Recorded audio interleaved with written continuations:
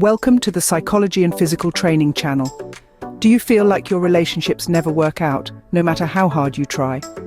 Here are the 6 ways of anxious attachment, which can block relationship success. Imagine a world where your relationships flourish, not flounder. To get there, let's delve into a common pattern called anxious attachment.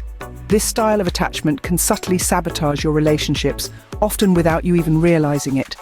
Anxious attachment is characterized by a deep fear of losing connection, which can manifest in behaviors that push others away rather than draw them closer. Picture someone who might constantly seek reassurance, or who struggles to give their partner space. These actions stem from a place of vulnerability and a craving for closeness. Understanding these behaviors is crucial. Recognizing them can empower you to foster healthier, more balanced relationships. It's about transforming insecurity into stability, doubt into trust.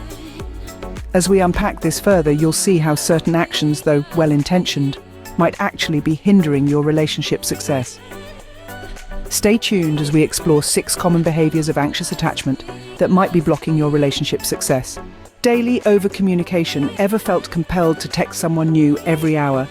It's a common urge, especially when sparks fly and the excitement of a new connection takes hold. But let's dive into why this might not be the best approach. Imagine a scenario where Jamie meets Alex. They hit it off, and Jamie, thrilled about this new potential relationship, starts sending Alex texts throughout the day. At first, Alex is flattered by the attention, but as days turn into a week, the constant pinging starts to feel more like an obligation than a delight. This is not uncommon. In the early stages of a relationship, maintaining some mystery and allowing anticipation to build can actually strengthen the bond. However, when one person inundates the other with messages, it can create an atmosphere of pressure rather than pleasure. For Alex, each new message from Jamie starts to carry a weight, turning what should be fun and light-hearted into a source of stress.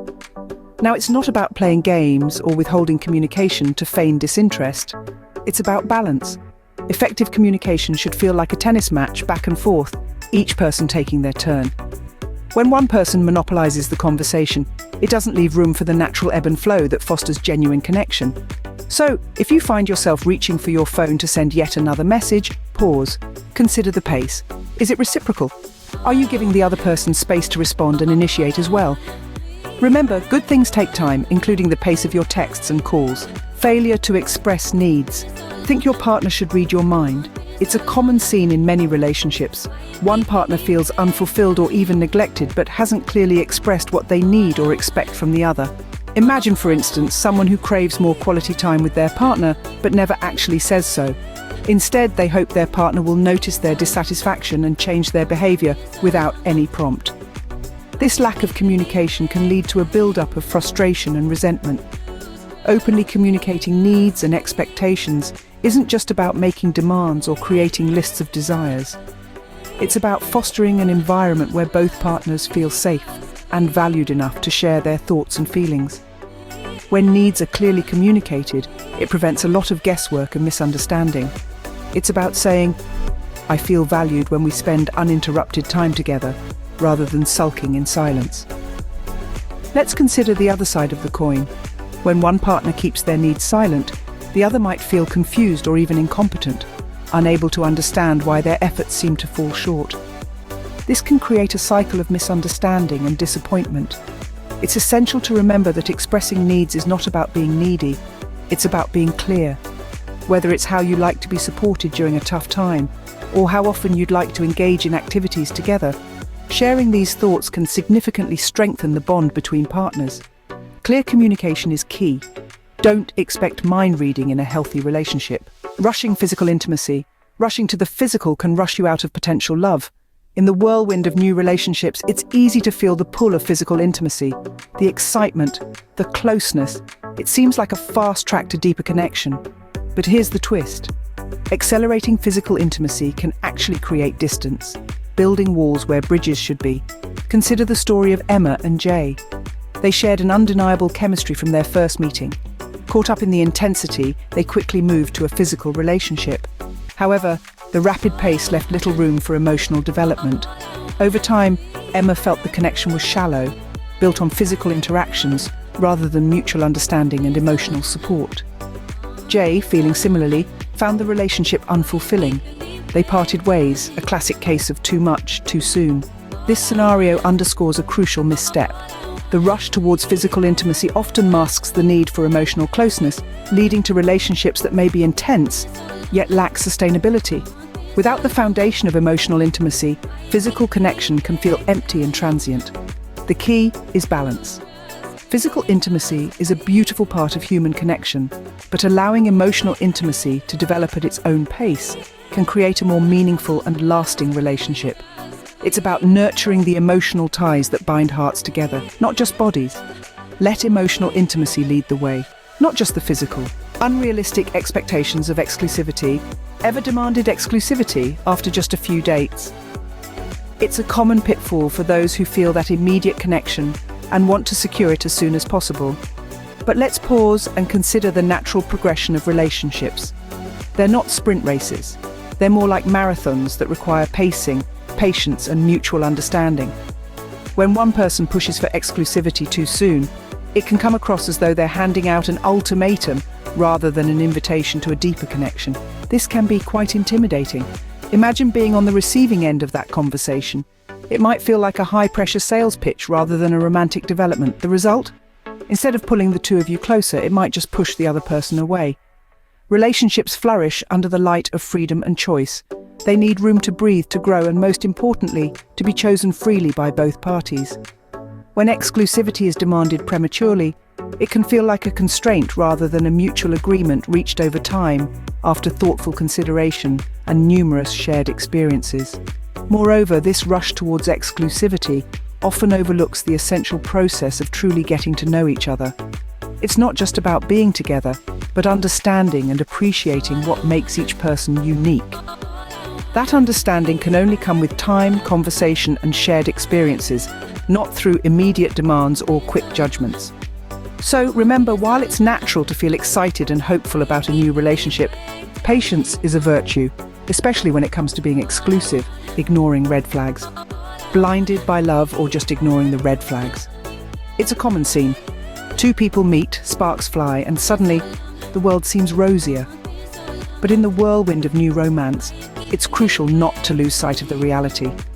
Ignoring the red flags because we're too invested in a fairy tale ending can lead to heartache down the line. Consider the story of Alex and Jamie.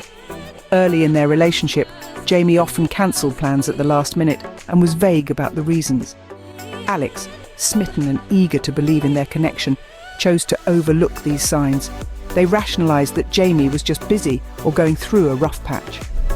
As time went on, these cancellations became more frequent and the explanations more elusive, revealing a pattern of unreliability and lack of communication that eventually led to a painful breakup. This tale highlights why it's essential to be vigilant and ask the right questions early on. It's about understanding the difference between genuine obstacles and patterns that might indicate deeper issues. Are they consistently respectful of your time? Do they communicate openly about their feelings and challenges? These are crucial queries that help us gauge whether the relationship is both healthy and safe. Remember, while it's easy to get lost in the excitement of someone new, taking off the rose-colored glasses and seeing things clearly from the start can save a great deal of emotional energy and time. Keep your eyes open. Love shouldn't be blind. The perils of oversharing. Sharing is caring, but oversharing can be overwhelming. In the landscape of relationships, there's a fine line between being open and oversharing personal details too soon. Let's explore how crossing this line can be more harmful than helpful. Imagine this. You meet someone new and feel an instant connection.